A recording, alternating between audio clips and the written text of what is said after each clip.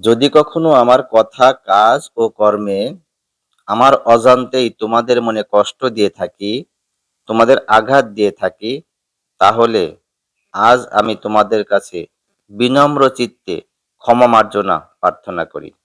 কেননা আমার এই নিঃশ্বাসের কোনো বিশ্বাস নেই।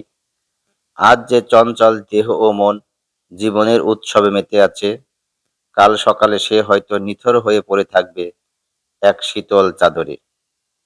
পরপারের ডাক আসার আগেই মিটিয়ে দিতে চাই সব দেনা, যেন শূন্য হাতে পাড়ি দিতে পারি ওই মহাসমুদ্র। শুভ সকাল।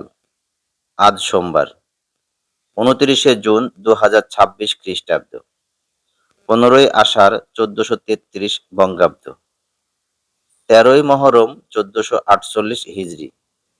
আজ বছরের 180তম দিন।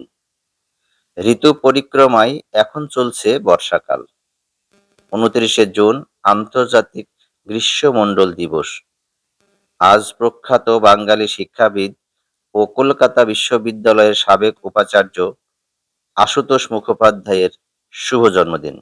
শুভ হোক সারাদিন।